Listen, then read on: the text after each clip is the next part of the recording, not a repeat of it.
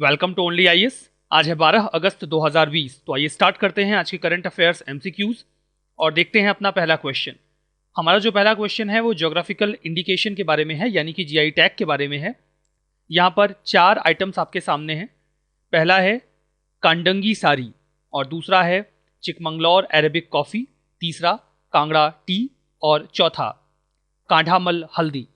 आपको ये बताना है कि इनमें से किसे जीआई टैग दिया जा चुका है, मतलब कौन जीआई टैग अवेल कर चुका है, कौन सा नहीं। आपके पास 4 ऑप्शंस हैं और आपको अपना सही जवाब चुनना है। वैसे ये टॉपिक न्यूज़ में था तो आपने अपना जवाब भी सोच ही लिया होगा। अगर आपने अपना जवाब सोच लिया हो तो चलिए मैं बता देता हूँ कि यहाँ पर ये जो 4 के चारों आइटम्स आपको दिए गए हैं ये ज्योग्राफिकल इंडिकेशन के एम्बिट में आते हैं। अभी देखिए न्यूज़ में इसलिए आया था ये टॉपिक क्योंकि कांगड़ा टी के ऊपर एक बात हमारे सामने आई कि कांगड़ा टी को अगर हम पीते हैं तो उससे हमारा जो इम्यून सिस्टम होगा वो बेहतर होगा और हमें कोविड-19 से लड़ने में हमारी बॉडी को मदद मिलेगी। जो कांगड़ा टी होता है वो हिमाचल प्रदेश के कांगड़ा डिस्ट्रिक्ट में उगाया जाता है। वहाँ पर आपको ब्लैक टी और ग्रीन टी दोनों ही का प्रोडक्शन दिख जाएगा। कांगड़ा टी जो है उसे 2005 में जीआई टैग दिया गया था। इसके अतिरिक्त कांढामल हल्दी, ये एक इंडिजीनियस और सदर्न उड़ीसा में पाया जाने वाला टर्मरिक है जो कि अपनी क्वालिटी के लिए जाना जाता है। कई तरीके की कॉफ़ी वैरायटी को जीआई टैग दिया गया है, like Coorg arabic coffee, Wayanad robusta coffee, Chikmagalur arabica coffee, Araku valley arabica coffee और बाबा बुदानगिरी अरेबिका कॉफ़ी। काडंगी सारी के बारे में बात करें तो जो काडंगी सारी है इसे हाथों से तैयार किया जाता है तमिलनाडु में और ये अपने कंट्रास्ट बॉर्डर के लिए जाना जाता है। हो सकता है आपको एक अनोइंग साउंड सुनाई पड़ रहा हो। मैंने इसे सही करने की काफ़ी कोशिश की बट मैं इसे सही कर नहीं पाया। माइक्रोफोन में शायद कोई प्रॉब्लम हो गई है। मैंने साउंड को थोड़ा सा कम करके इसे एडजस्ट करने की कोशिश की है। आप इसे आज बियर कर लीजिए, कल तक मैं इसे कोशिश करके ज़रूर से सही कर लूँगा, ठीक है। जो अगला प्रश्न है वो है कॉकेसस 2020 के बारे में। हाल फिलहाल में न्यूज़ में देखा गया है क्या, आपसे पूछा गया है। फेरी सर्विस है, माउंटेन क्लाइंबिंग एक्सपीडिशन है, मिलिट्री एक्सरसाइज है या फिर रशियन स्पेस प्रोब है। बताइए ये क्या है। अब देखिए कॉकेसस माउंटेन के बारे में आपने पढ़ाई है, माउंटेन रेंज के बारे में, लेकिन ऑप्शन से ये तो समझ में आ रहा है कि ये माउंटेन तो नहीं है, ये है कुछ और। बताइए है क्या। अगर आपने अपना जवाब सोच लिया हो तो आप इसका सही जवाब एक मिलिट्री एक्सरसाइज के रूप में आइडेंटिफाई कर सकते हैं। सी इसका सही जवाब है। ये न्यूज़ में इसलिए था बिकॉज इंडिया ने अभी ये डिक्लेयर किया है कि वो ये जो मिलिट्री एक्सरसाइज है इसमें पार्टिसिपेट करेंगे। ये न्यूज़ में था, लेकिन न्यूज़ में हो सकता है आपने इसे कावकाज 2020 के नाम से पढ़ा हो। इसी का नाम कॉकेसस 2020 भी है। तो कई बार एक ही चीज़ के 2 नाम होते हैं तो आपको दोनों पता होने चाहिए, नहीं तो कई बार प्रॉब्लम हो जाती है। जो कावाकाज 2020 है ये रशियन एक्सरसाइज है जिसमें कई सारे देशों को इन्वाइट किया गया, including China, Iran, Pakistan, Turkey और सेंट्रल एशियन और भी कंट्रीज़ हैं जो एससीओ का पार्ट है। वो सभी लोग इसमें पार्टिसिपेट करेंगे। जो अगला प्रश्न है वो यहाँ पर आपके सामने कुछ लोकेशंस दी गई हैं, कुछ प्लेसेस दिए गए हैं और आपसे ये पूछा गया है कि गौतम बुद्धा से इनमें से कौन सी जो लोकेशन है वो एसोसिएटेड है। इस नेचर के प्रश्न यूपीएससी भी पूछ चुकी है। आपके पास ऑप्शंस हैं श्रावस्ती, सारनाथ, वैशाली और कुशीनगर। अपना सही जवाब बताइए कि कौन सी लोकेशन, कौन सा प्लेस उनसे जुड़ा हुआ है, कौन सा नहीं। अगर आपने अपना सही जवाब सोच लिया हो, वैसे आपने इसके बारे में हो सकता है एंशिएंट हिस्ट्री में भी पढ़ा हो या आप पढ़ें, तो इसका जो सही जवाब है वो 1, 2 एंड 4 है। क्योंकि अगर आपने थोड़ा बहुत पढ़ा हो, जाना हो, तो जो वैशाली है वो महावीर जैन का बर्थ प्लेस है। तो ये जो लोकेशन है वो स्पेसिफिक तौर पे गौतम बुद्ध से नहीं जुड़ी हुई है, लेकिन श्रावस्ती, सारनाथ और कुशीनगर ये तीनों ही गौतम बुद्ध से जुड़े हुए हैं। न्यूज़ में इसलिए था because union minister of state independent charge of for tourism and culture ने अभी एक वेबिनार इनॉग्रेट किया था क्रॉस बॉर्डर टूरिज्म के ऊपर। महावीर स्वामी जो कि 24 तीर्थंकर थे जैनिज्म के, इनका जन्म 6th सेंचुरी बीसी में वैशाली में हुआ था जो कि वर्तमान के बिहार में है। इस वेबिनार में कुछ लोकेशंस पर काफ़ी जोर दिया गया। दोज वर सारनाथ, कुशीनगर और श्रावस्ती। सारनाथ में भगवान बुद्ध ने अपना पहला सरमन दिया था, कुशीनगर में उन्हें महापरिनिर्वाण की प्राप्ति हुई थी और श्रावस्ती में ऐसी मान्यता है कि उन्होंने 24 चतुर्मास बिताए थे। सिमिलरली सांची पर भी काफ़ी जोर दिया गया। वहाँ पर श्रीलंका से कई सारे टूरिस्ट आते हैं, तो वहाँ पर जो साइनेज होगा वो सिनलीज लैंग्वेज में भी होगा ताकि वो उसे भी पढ़ सकें। देखिए जो अगला प्रश्न है वो केवी कामथ कमेटी के ऊपर है। न्यूज़ में थी ये कमेटी। इसको किस इशू पर सजेशन देने के लिए बनाया गया है। आपके पास ऑप्शंस हैं methodology of estimation of poverty, financial parameters for resolution of कोविड-19 रिलेटेड स्ट्रेस्ड एसेट्स, तीसरा है report on working of capital market infrastructure institutions, और डी ऑप्शन है high level technical measures for people's health during कोविड-19। तो बताइए सही जवाब क्या है? अगर आपने पढ़ा होगा तो सही जवाब भी सोच ही लिया होगा। इसका सही जवाब बी है, फाइनेंशियल पैरामीटर्स, ताकि रिजोल्यूशन किया जा सके स्ट्रेस्ड एसेट्स का जो कोविड-19 की वजह से क्रिएट हुए हैं।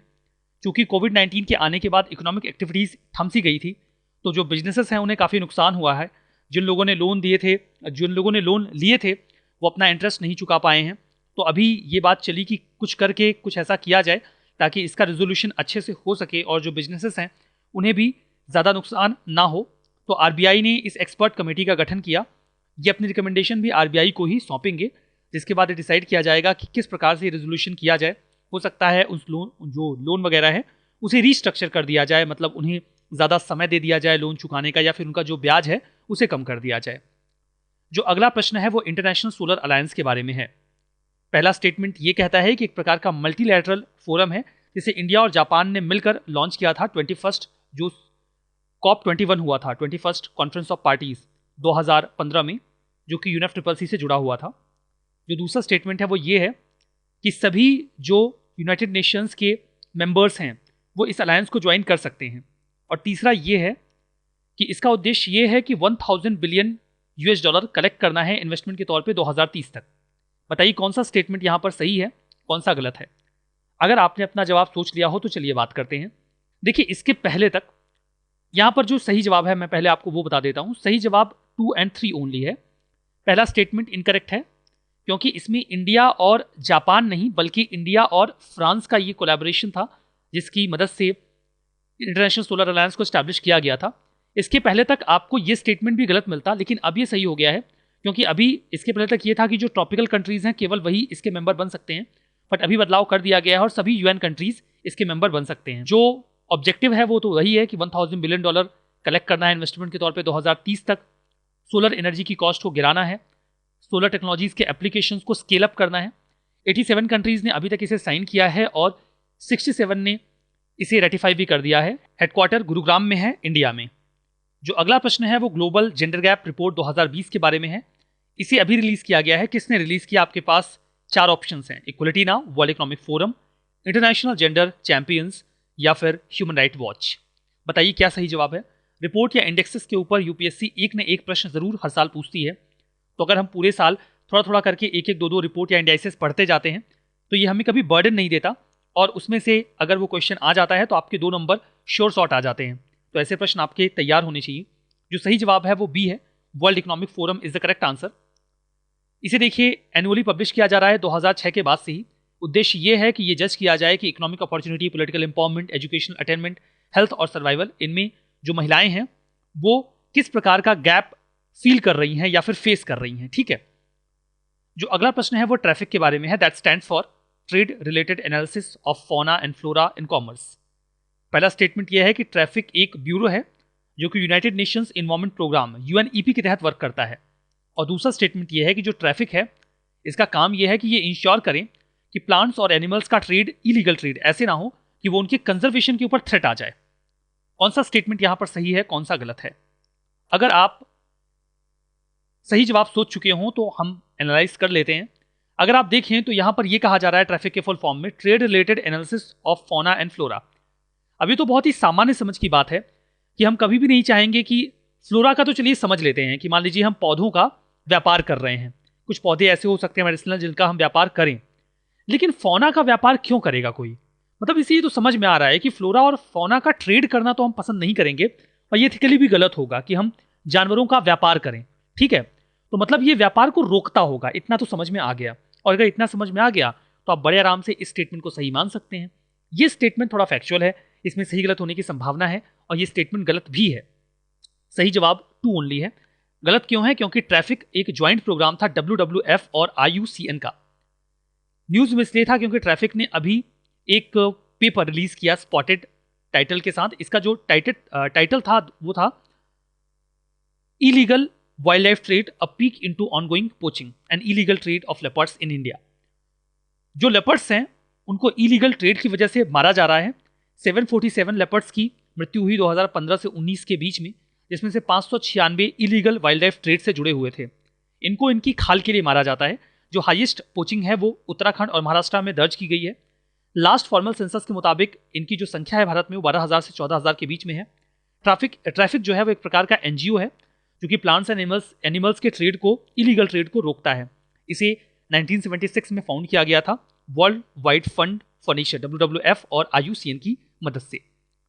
जो अगला प्रश्न है वो वन धन सामाजिक दूरी जागरूकता अभियान के बारे में है। ये इनिशिएटिव किसका है आपसे पूछा गया है। Ministry of environment, forest and climate change, NITI Aayog, ministry of rural development और ट्राइफेड। अब देखिए, आप अगर अपना जवाब सोच चुके हों तो चलिए बात करते हैं। यहां पर चूंकि देखिए वन धन एक बात आ रही है, मतलब वन जो फॉरेस्ट रिसोर्सेस हैं उसकी बात हो रही है, और सामाजिक दूरी की बात हो रही है। सामाजिक दूरी एक शब्द है जो आजकल काफी प्रचलन में है। किस संबंध में प्रचलन में है? सामाजिक दूरी की बात की जा रही है कोविड-19 को लेकर, मतलब यहाँ पे कोविड-19 का कुछ ना कुछ तो आएगा, और वंधन की बात हो रही है, मतलब बात फॉरेस्ट की होगी।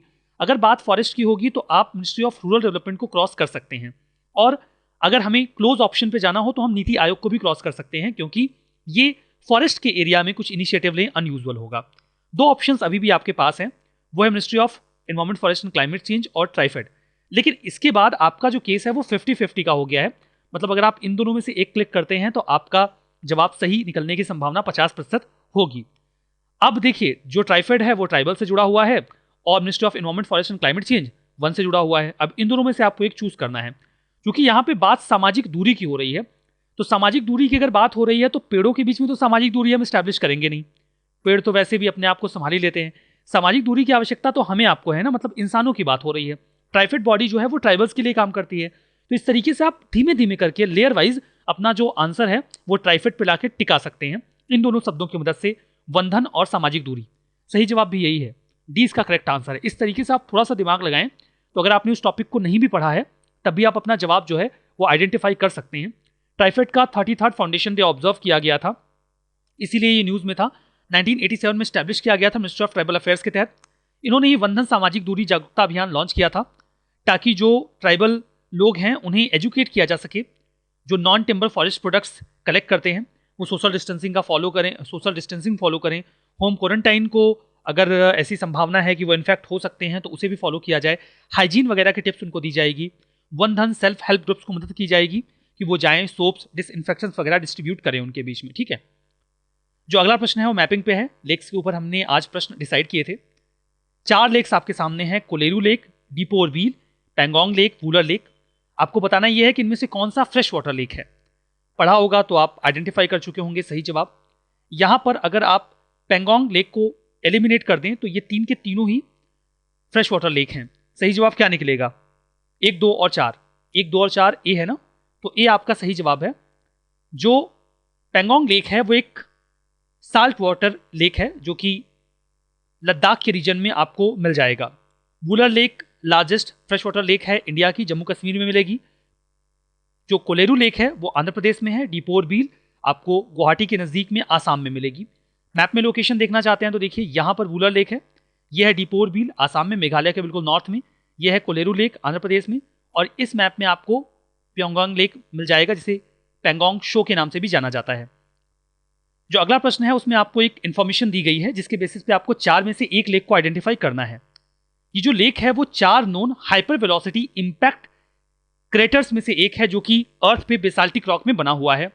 हाइपर वेलोसिटी वो वेलोसिटी होती है जो कि 4 किलोमीटर प्रति सेकंड से ज्यादा हो, काफी speed. Impact craters circular craters होते हैं जो कि मेटेओर वगैरह के टकराने से बन जाते हैं। ठीक है, इसमें यह भी इंफॉर्मेशन दी गई है कि इस लेक को नेशनल जियो heritage mountain saline soda lake के तौर पे आइडेंटिफाई किया गया है। ये लेक कौन सी है? Umiam lake, Lonar lake, Pulicat lake या फिर गुरुडोंगमार लेक? बताइए क्या है सही जवाब? सही जवाब बी है, हम लोनार लेक के बारे में बात कर रहे हैं। लोनार लेक की लोकेशन मैप में यहाँ पर है, देखिए महाराष्ट्र में। ठीक है, जो लोनार लेक है वो न्यूज़ में इसलिए भी थी क्योंकि इनका कलर पिंक हो गया था। पिंक कलर एक जो पुणे बेस्ड इंस्टीट्यूट है उन्होंने ये बताया कि एक salt loving hello archaea microbe की वजह से हुआ था। बाकी जो इन्फॉर्मेशन आपको दी गई है वो सही है। ठीक है, लोकेशन हमने देख ही ली है। कुछ कोर्सेज अवेलेबल हैं only ISP dedicated prelims programme, PSIR sociology optional, current affairs की टेस्ट सीरीज जल्दी ही अवेलेबल होगी। इन कोर्सेज को आप video.unias.in पे जाके एक्सेस कर सकते हैं। कल के मैपिंग के पार्ट में भी आप लेक सी पढ़िएगा, उसी से प्रश्न आपसे पूछेंगे। और अपना स्कोर कमेंट बॉक्स में ज़रूर बताइएगा। इस सेशन में यहीं पे रुकते हैं। Thank you very much.